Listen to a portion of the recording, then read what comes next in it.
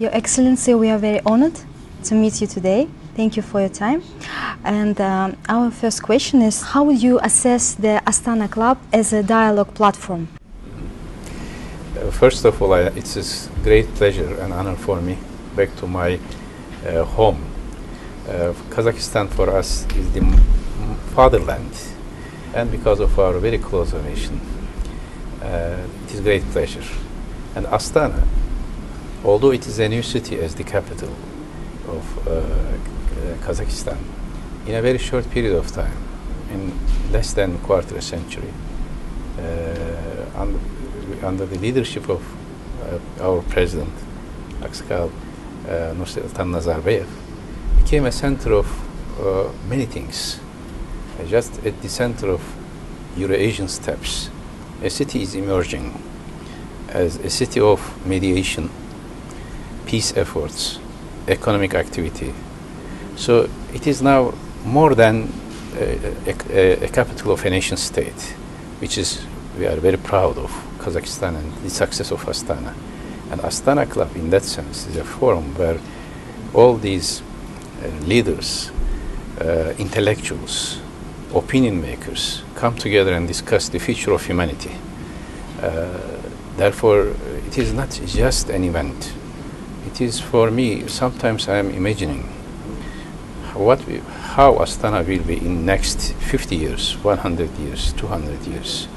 If a city makes such a progress in 20, 25 years, you can imagine how much more progress it may achieve in next 100 years.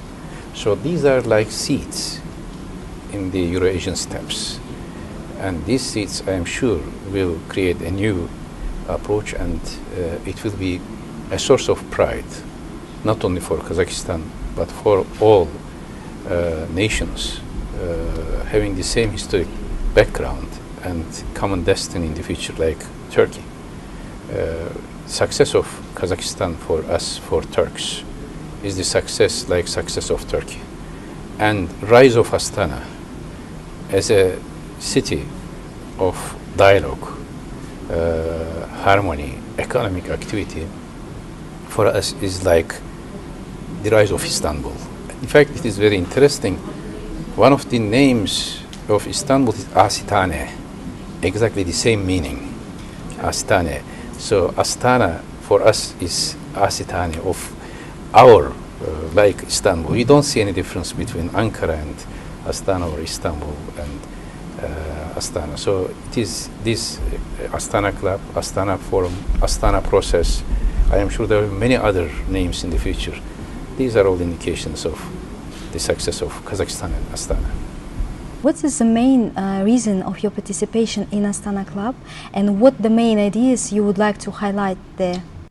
First of all, let me say, if there is any invitation from Kazakhstan, whatever happens in my routine life, it is a must for me to accept this invitation and to come. Because this is, as I said, for all Turks, this is our home. And if this invitation comes from President Nursultan Nazarbayev, as a great friend and elder brother of all of us, it is not just an invitation, it is something, a duty you have to attend. So when I received the invitation, I instructed my team that whatever happens, we will attend this forum. And the purpose, when I see also, when I looked at the program and participants, I realized many of my former colleagues as President, as Prime Minister, as Minister of Foreign Affairs in the past, they are also attending. Hamid Karzai or President Tadic, Yusufovic, many of them, Barroso. So it is, first, it is a must to come and accept the invitation. Second, the participants, they are all well experienced, leading figures of world politics in last 20 years, maybe. And therefore, for me, it was also a good opportunity to meet my colleagues. And third, of course, is the substance. The world is going through a critical stage at this moment. And all the intellectuals, and statesmen, politicians, they have to come together to discuss the future of international system, world order, what will be happening, because there have been several crises in the past, global economic crisis, geopolitical clashes, structural dissolution of states, etc., and economic restrictions, protectionism. I think in the last 100 years, today is the 100th anniversary of the end of First World War. But in order not to have any Cold War or any World War in the future, we have to come more frequently and discuss and share the destiny of humanity. That is also a good opportunity for me to address these issues as an intellectual and as a statesman, and to share my views with my colleagues. Thank you very much, Your Excellency. And now I would like to shift the focus from to international politics, where we are witnessing lots of different turmoil. My question is, what can you say about the situation in the Middle East? Because now we are seeing the tension in the region. And how would you assess the cooperation between Iran, Turkey, and Russia in the Middle East? There is a turmoil, not only in the Middle East, in world affairs in general. In one of my books, which will be published soon, I analyze this in four earthquakes after the end of Cold War. The first one was geopolitical earthquake, 1991, when Soviet Union collapsed, and several crises did emerge in Caucasia, in Balkans, and in the geopolitical belt of Eurasia. Second is 9/11 security earthquake, a big earthquake which created a new psychology towards security, more security than democracy, like in 1990s. Third was global economic crisis in 2008, and the fourth one was 2010 and 11 Arab Spring. So all these structures, all these crises have shaken the structures of nation states and regional orders. And today, when we look at from Turkish perspective, we had always promoted from 2003 until now more economic cooperation, more economic interdependency, more political dialogue, mediation efforts like between Syria and Israel in 2008, or nuclear deal in nuclear Tehran agreement in 2010. Many others initiatives like Turkey, Serbia, Bosnia-Herzegovina trilateral process, Turkey, Georgia, Azerbaijan trilateral process, establishment of several institutions like Turkey Consul, etc. So, unfortunately, because of all these crises, especially Arab Spring, because of the dissolution, disintegration of states, it was very difficult to develop the spirit of cooperation. And there has been a gap between internationally recognized territories and de facto control of states. Like 20% of land of Azerbaijan is still under occupation by Armenian forces for last more than 25 years almost now. Or Iraq practically has been divided, or Ukraine has been divided. Georgia, some parts of Georgia, still the question of Abkhazia is pending. So, and Syria now is in the same shape. Libya. So after Arab Spring, this gap between internationally recognized territories and de facto control of states have increased, which created an imbalance. Now we have to restore these. And in that case, Syria is one of the most hot issues, together with Ukraine, Yemen, and Libya. as the disintegration of states. As our neighbor, we had always excellent relations with Syria. After we came to power, when President Erdogan was prime minister, when I was minister, we emphasized on Turkish-Syrian relations until massacres and use of chemical weapons started in Syria. And for us, territorial integrity of Syria is very important. Also, for us, the peace, stability, and security of Syrian people altogether, regardless of ethnic, sectarian origin, is essential. In that case, unfortunately, UN system and UN processes have been inefficient to resolve Syrian crisis. And de facto partition or the control of groups like terrorist groups, like the emergence of Daesh in 2003, and also the use of chemical weapons, destroyed the infrastructure of Syria as well as the hope for future of Syria. Now, since UN has not been effective, the regional states took certain initiatives which created a hope. In that sense, Astana process has been more effective than UN processes, and it is a success. Cooperation between Turkey, Russia, and Iran is very important. Sometimes there are difficulties. Important thing is in international relations, you may have difficulties. It is natural. You may have crisis. Important how you approach to the crisis. Do you try to escalate the crisis, or do you try to control the crisis first and resolve the crisis in the second stage?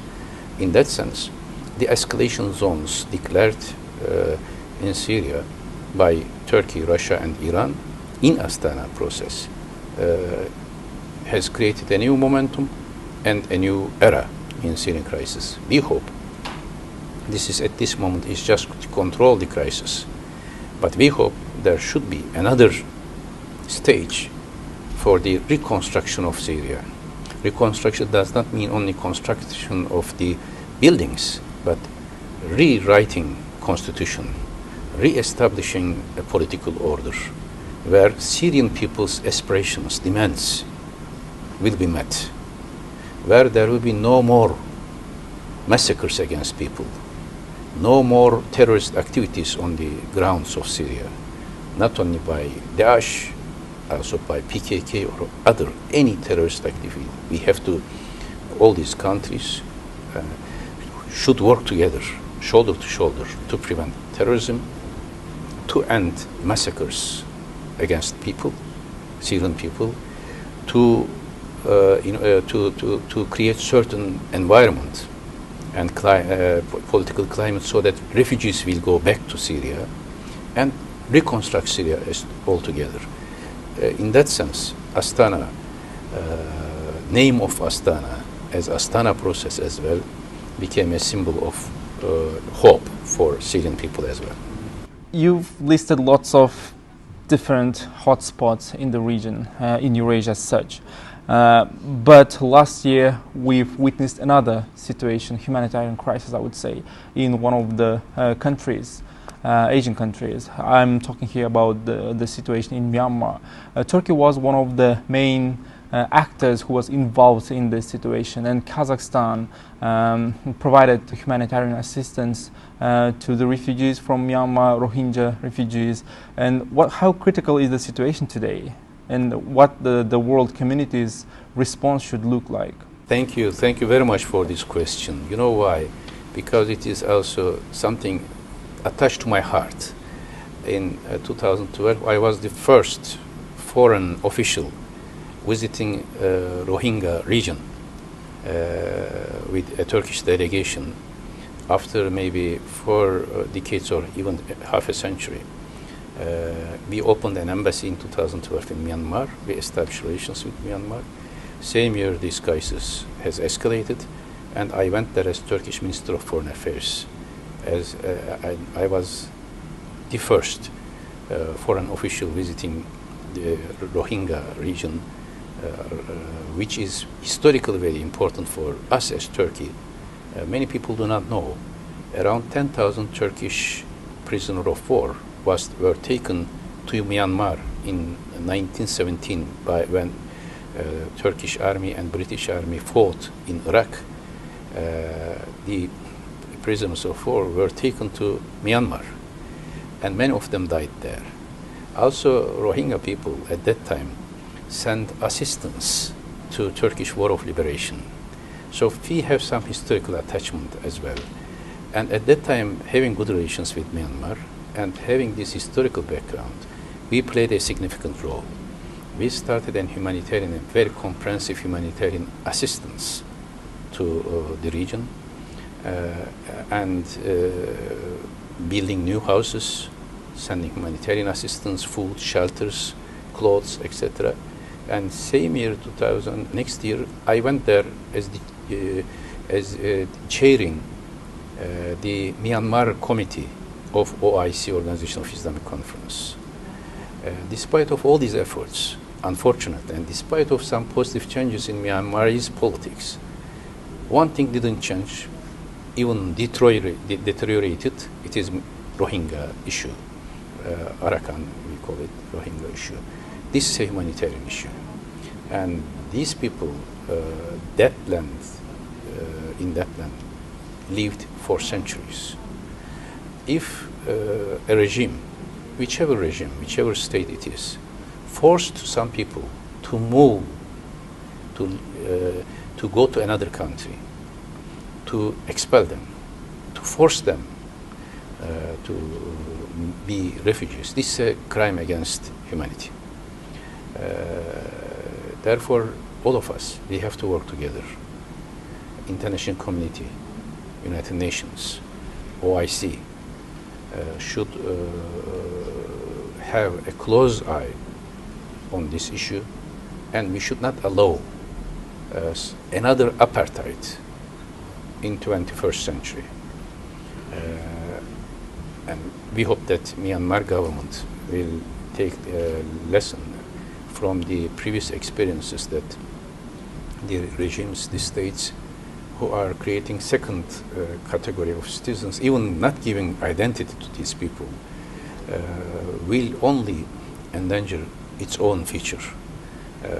This is for us an issue of humanitarian conscience, and also important for the stability of Asia altogether, or also South Asia, because these type of experiences, if continues, especially in multicultural societies, there will be many other cultural tensions which we may not prevent. I am happy that in Kazakhstan also this issue has been discussed from this perspective, and we hope this issue will be resolved based on humanitarian spirit and international law. Discussing the global crisis and geopolitical context, we also have to pay attention to global powers, such as the United States, for example, and the US continue to worsen relationships not only with Russia but also with Europe, Iran, and Turkey. And how would you describe the foreign policy of Donald Trump? Global players, when they develop foreign policy, they should have two different levels. One is national responsibility to consider your own nation's interest, which is a duty and a right. But at the same time, the other one is global responsibility to the whole humanity. Because if you have a power, you only do not have a capacity, but also you have an ethical responsibility. If you have less power, you have less responsibility. US, in that sense, as a global power, as a victorious global power after Cold War, had special responsibilities in international relations. But when we look at it, that special responsibility sometimes respected international law, respected basic human values, sometimes ignored these. After, for example, end of Cold War, when Iraq invaded Kuwait during Saddam time, there was a UN decision to take action, and it was a positive step in the sense of keeping the world order. Or later, when there was a humanitarian ethnic cleansing in Bosnia-Herzegovina, this type of interventions, sometimes based on international law in the sense of common human destiny, were important steps to take certain responsibilities. But not only in the sense of intervention, but establishing an order or keeping an order should be value-oriented, not interest-oriented. Values should be more important. Values and principles should be more important than the interests. Interests are important, national interests, but if it ignores the values, basic international values and principles, it may create new tensions. In that sense, in American history, there has been always different styles, different wings, different approaches. One was more interventionist, another one is more isolationist. One is more like Wilson principles, more principle-oriented. Some are more interest-oriented. But unfortunately, in the last 2 years, it is very difficult to predict as a global power how US would approach. Everybody was this way or the other way. Was able to predict President Obama's reaction, or even before that President Bush or President Clinton in 1990s, because there were certain institutions and continuity of American policy. But unfortunately, there has been a gap between American institutions and presidency, White House. This affects decision-making process. Also, there has been a lack of proper and in-depth consultation between U.S. and other global powers. Sometimes it goes very well in certain cases. Even Turkish-American relations, you can see. 3 months ago, there was a huge crisis, but because of a legal case in Turkey against Bronson, now it has been normalized. 1 year ago, it was very good. But you cannot be sure what will be happening in the next 2-3 months if U.S. continue to support pro-PKK activities in Syria. Similarly, with Iran, there has been an agreement, nuclear agreement, a few years ago, 2015, during Obama time. Now you are canceling it. But in international law, there is continuity of state. Kazakhstan was, for example, felt that during the arrangements during Soviet time continued, although Kazakhstan was a new state, certain commitments were made, especially which was a success really from the perspective of Kazakhstan and President Nursultan Nazarbayev, nuclear disarmament. There was a commitment, and Nursultan Nazarbayev and Kazakhstan fulfilled that commitment. This reflects the continuity of state. Suddenly now there is a tension between US and Iran, and the hope 3 years ago created by the agreement now has been vaporized. This is what is dangerous, not only for the interest of US, but for the global community. There should be sustainable, predictable attitude of global powers. And in that sense, we hope after the election, by elections in Congress and Senate in US, there will be more stable American foreign policy, especially in American-Russian relations, in American-Iranian relations, American-Turkish relations, American and US-EU relations as well. This is important for the stability all over the world. You mentioned global responsibility. One of the actors in international relations who claims for global responsibility is the European Union.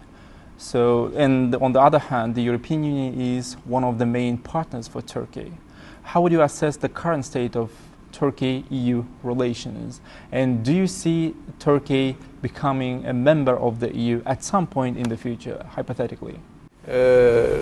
When we came to power in 2002, Turkish-EU relation was not in good shape. Under the leadership of then Prime Minister Erdogan, Foreign Minister Abdullah Gül, later President Gül, Prime Minister Erdogan, myself as Minister of Foreign Affairs, we always promoted Turkish-EU relations.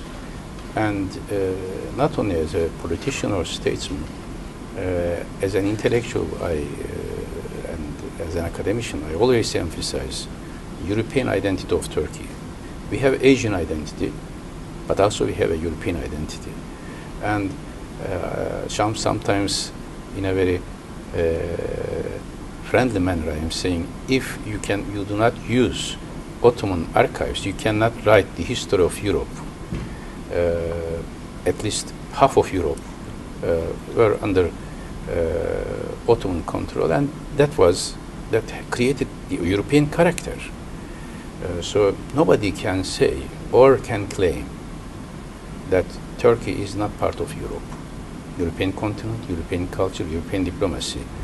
Some ultra-right politicians in Europe now, they are Turkophobia or Islamophobia.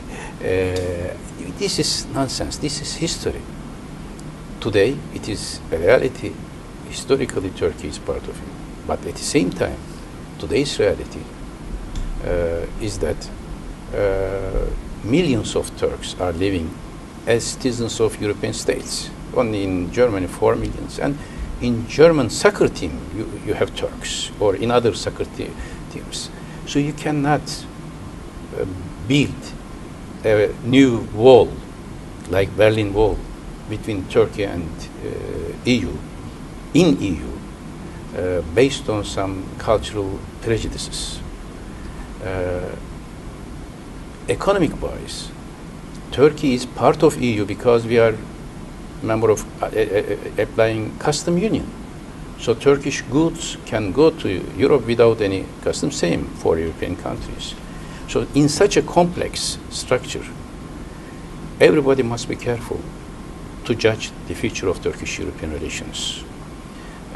Sometimes, as I said, you may have crisis. Today you may have crisis. Tomorrow you solve the crisis. Then you may have some difference of opinion. This is diplomacy. Life is not an easy existence. Important how to deal with the challenges.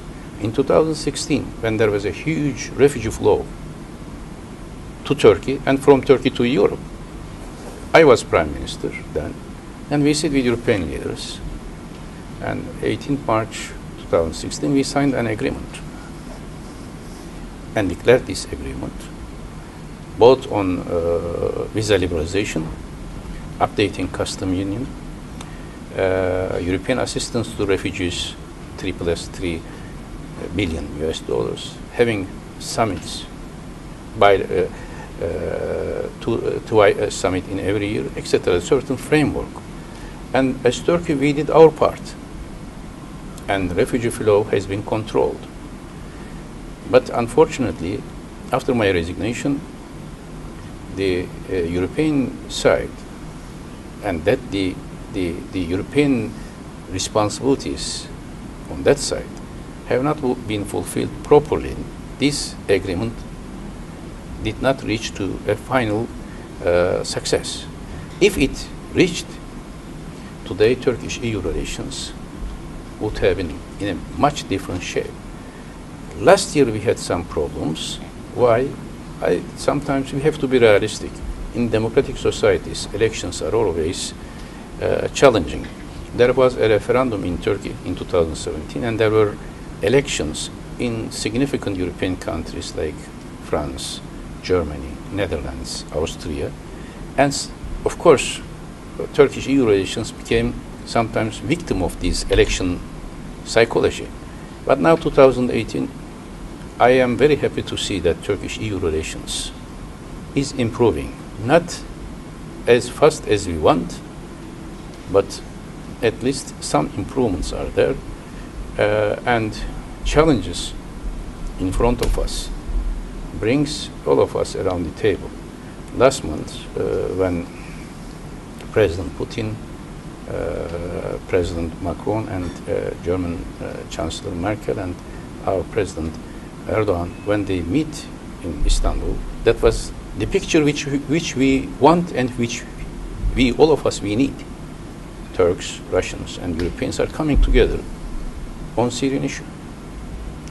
This should be the method, not cutting relations, not implementing sanctions, not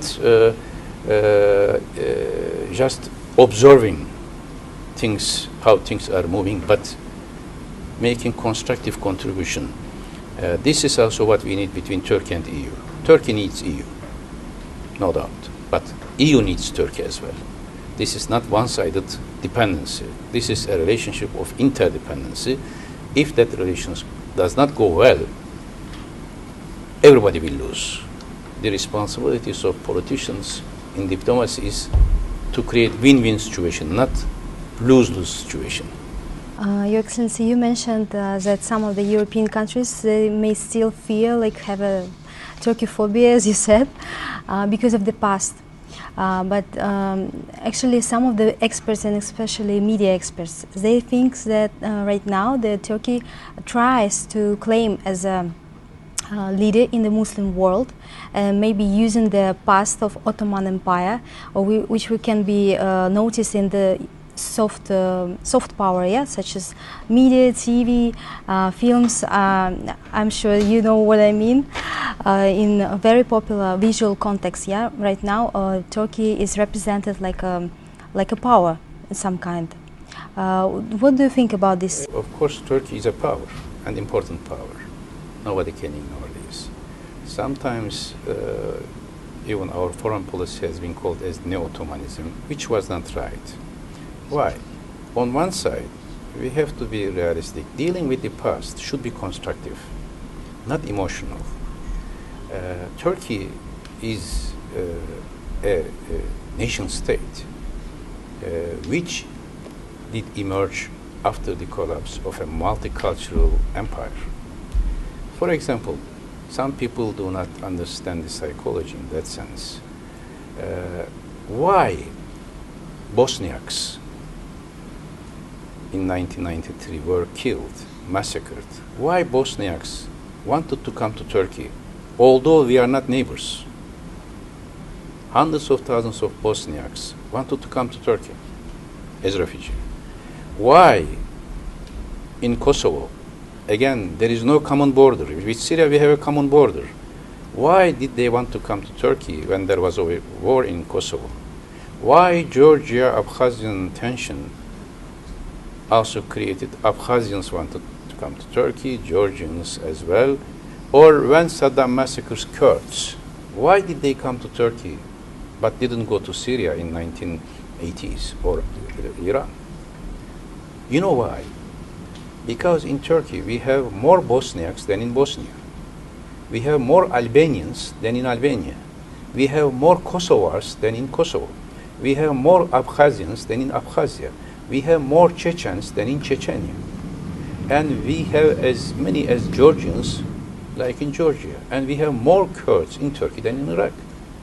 So for centuries these societies lived together. Whenever they face a problem, they want to see a safe haven to come to Turkey.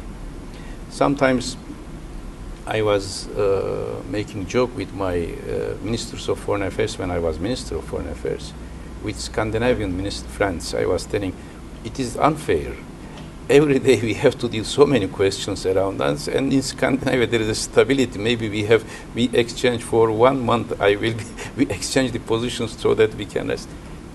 Having a position like Turkey in such a geography, you have a huge burden.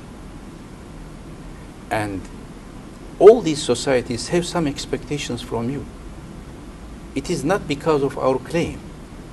Did we want to have more than 3 million refugees from Syria? They came. we had to open our doors. Did we want hundreds of thousands of Kurds coming to Turkey when they escaped from Saddam? This is the destiny. You cannot. We were born in that geography. We were born in that history. And whenever Turkey attended or helped them, then there is a sympathy emerging. It doesn't mean that we want to dominate them. We want to have an imperial hegemony over them. No, we are all equal nation states. We are all equal nations. We are neither anti-Arab, nor anti-Serb, or anti-Kurd, or anti-Iran. No. Therefore, I was very proud when I was minister. We established Turkey, Serbia, Bosnia-Herzegovina trilateral process, and we solved all the pending issues. Historically, we are close to Bosniaks, and they faced a massacre. But in diplomacy, we brought Serbs and Bosniaks together. And my friends, and he's attending now, this Astana Forum president was Tadic. He was president, and we worked together how to close the gap between Bosniaks and Serbs. We want stability in Bosnia-Herzegovina, or we want stability in Syria so that we will not be having problems.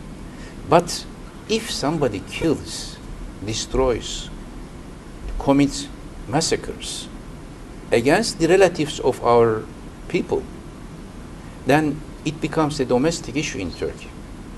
A democratic leader cannot ignore the feelings of the people when the Bosniaks in Turkey, living in Turkey, says our brothers and sisters are being massacred and you are silent. This is some sort of ethical risk. But how you will manage this?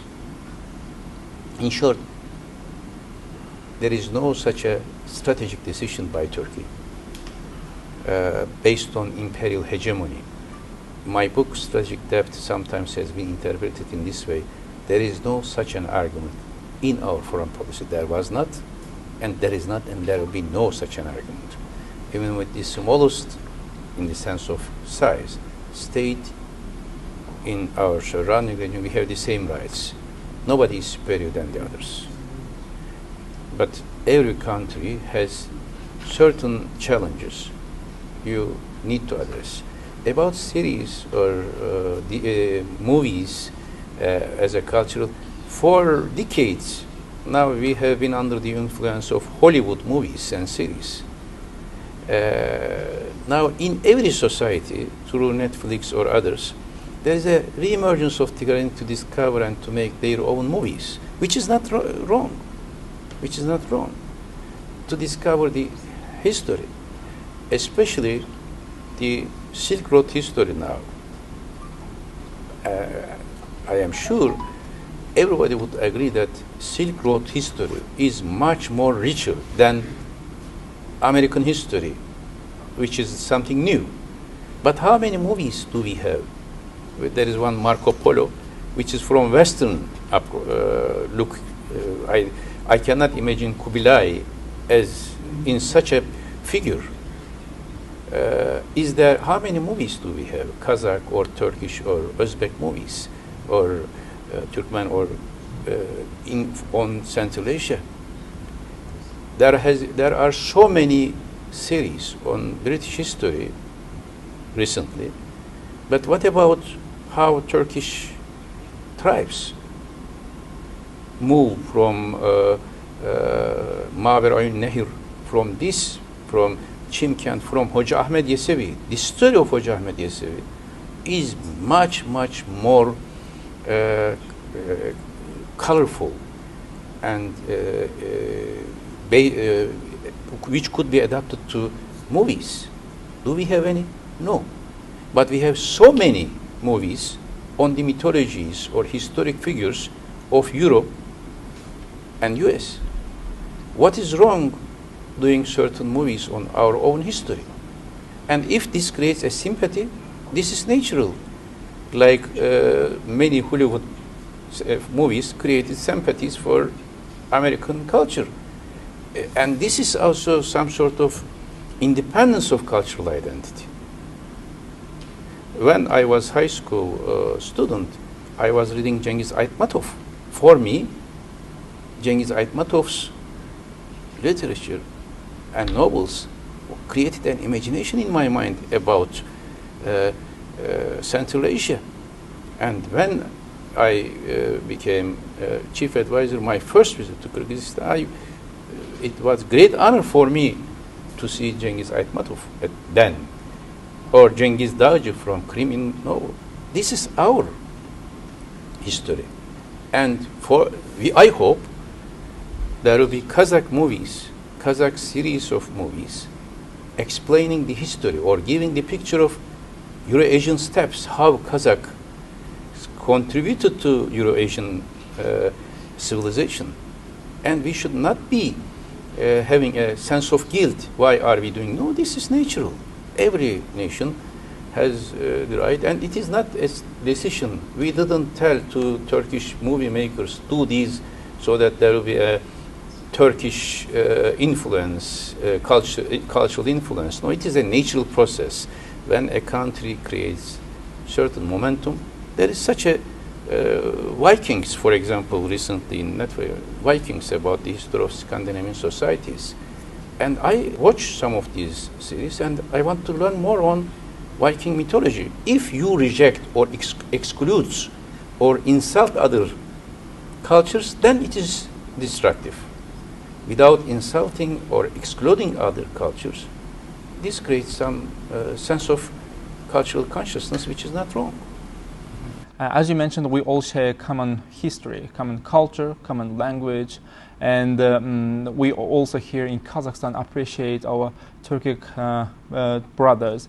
And if you remember, a couple of months ago in September, there was a meeting of the heads of states of the Turkic Council. How important are Turkic countries for Turkey? Let me say first about this Turkic Council, which is very important. But before that, I want to underline one issue, which is more, which I see very important. If you ask me what do we need today in every society or in general in the world, we need visionary leaders, visionary, having a vision for the future. Unfortunately, we are missing those leaders in these days. After the Second World War, there were visionary leaders who united European Union, created European Union. We had visionary leaders who established United Nations. We had visionary leaders who made Declaration of Human Rights. But after Cold War, we didn't have enough effective visionary leaders calling for peace, establishing mechanisms, institutions.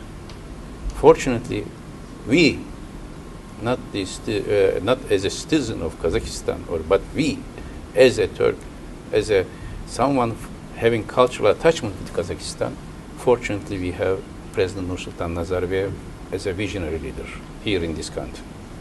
We have to see and appreciate this fact. When people were talking on trade restrictions, protectionism, clashes, President Nazarbayev wanted to have to make Astana as a place in his last speech in ASEM summit to have a platform of global powers in Astana. These are some visionary steps. Why I gave this example? There is one lesson which I learned from history. Someone if someone excludes another one, in next stage, the one who excluded before will be excluded. All these attempts should be inclusive. The establishment of Turkic Council is a great success. And all our leaders, I was in the process as well as minister, as prime minister, as all leaders of all states, they made a huge success in that sense. And it was a difficult process, but we achieved. Nobody should see this as if it is excluding others. Like European states, when they come together, does it mean that they are excluding Asians or Africans? No. when Arab countries come together and establish League of Arab Nations, do they exclude others? No, they have their own mechanism. When we all together have Organization of Islamic Conference, does it mean that this organization is Organization of Islamic Cooperation? Does it mean that this organization is against Christians? No. So, if Turkic states come together and establish Turkic Council, it is not against anybody. It is just to promote states having the same linguistic and cultural background to have more cooperation, to understand each other more. And this cannot be prevented.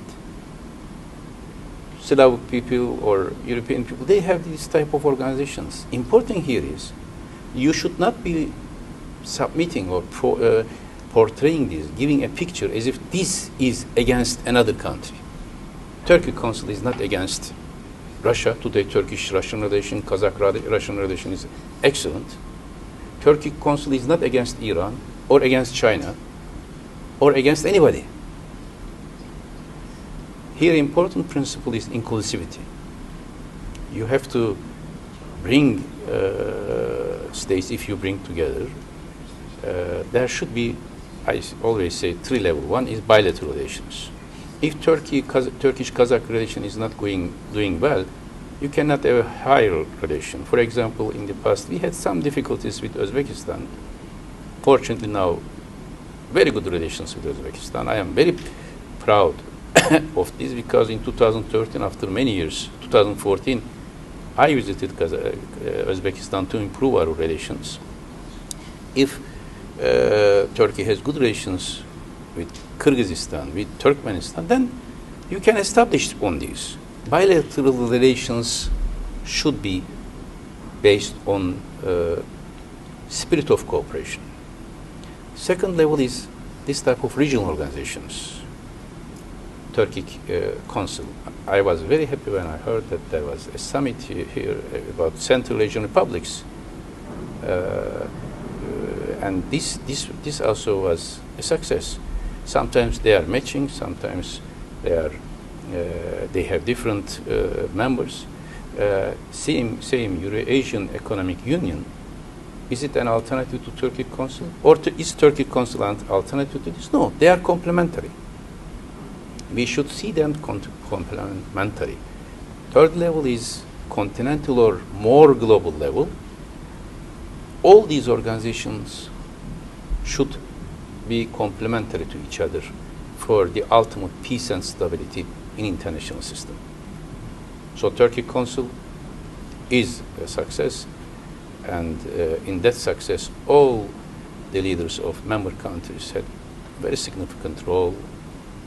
President İlham Aliyev, President Erdogan, President Nursultan Nazarbayev, all of them, Kyrgyz presidents, and all. This is our common success. It should be protected, it should be developed, but this should not be seen as alternative or as a pole against any other organization. As a concluding point, I would like to ask the final question. You've said lots of words, pleasant words addressed to Kazakhstan, to the people here, to President.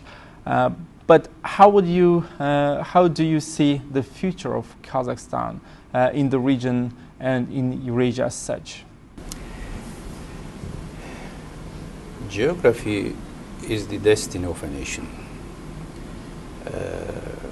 And if a nation or leaders of a nation can utilize geography in the right way, that geography makes them a success story. But if they do not understand the logic of that geography, geopolitics, the same geopolitics could be a disaster for the same nation. In that sense, Kazakhstan, as the geography, is a blessing to Kazakh people, but also a challenge. When I wrote my book, Strategic Debt for Turkey, I used this terminology not as an expansionist way, no. What is the uniqueness of Turkish geography? Right at the center of Eurasia and Afro-Eurasia, in fact, makes Turkey something unique. Therefore, we try to reformulate our foreign policy. If I write a strategic draft for another country, Kazakhstan is one of the best examples, because on one side you have the Asian aspect, deep Asian strategy. On the other hand, you have a European perspective and also Central Asian geography. Even in South Kazakhstan and North Kazakhstan are two different geographies. In that sense, in fact, it was a very wise decision to have Astana right at the center of the country to unite all these different characteristics of Kazakh geography. When I looked at this geography, the wisest policy for a nation living in this geography is not utopic, but also not minimalistic. The optimum is to be a bridge, but also not a passive bridge, but an active peace-building bridge. Because if there is stability and peace in Eurasia altogether, Kazakhstan will be prosperous. Rising Chinese economy, huge energy resources in Kazakhstan and in Russia and in all, and also having a perspective of Eurasian common market. So having another wing in Central Asia and Turkic Council, this multidimensional character of geography and history creates new opportunities for Kazakhstan. And fortunately, Kazakhstan is utilizing these opportunities in a positive and constructive way. Therefore, we have Astana process for Syria in Astana, or we have Astana Forum, and the name of Astana is started to be visualized or imagined with the concepts of peace, mediation, dialogue, etc. That should be kept. If it was misunderstood, or not an open society, but more closed society, closing the society, inward-looking, based on nuclear power, like North Korea or others, Kazakhstan would have been seen as a source of risk. But today, nobody sees Kazakhstan as a source of risk. The opposite. Kazakhstan, for many countries, is becoming more and more an asset. Having good relations with Kazakhstan is an asset for everybody. This is a wise approach, and for me, as a not only friend, but somebody who have direct attachment to this country, a great success story. When I was minister and prime minister, I was always telling my diplomats, whenever you see certain flags, you will feel that it is like a Turkish flag. One of them is, the leading one is Kazakhstan flag. If it rises, we are proud. If there is anything which disturbs Kazakh brothers and sisters, disturbs us in Turkey, in Istanbul, or in Ankara, regardless of our geographical distance, our hearts and minds are here. And it is not because we want to be, as you said, as if Turkish influence. No. This is a very sincere approach. And in last years, the rise of Astana, for me, is as important as the rise of Istanbul a few years ago. Many meetings were held in Istanbul. I feel so proud and happy seeing and observing this. And Turkish success, I am sure, will be seen in this way by Kazakhstan. And Kazakh success for us is our success. And wherever and whenever needed, all of us, we are at the service and disposal of Kazakhstan. Yes, I've already said we also here appreciate our Turkic brothers and the relationship between Turkey and Kazakhstan. And Your Excellency, thank you very much for your time, for having this wonderful discussion with you, for this opportunity. And I hope you will have a very productive day at Astana Club. Definitely, I am sure. Thank you very much.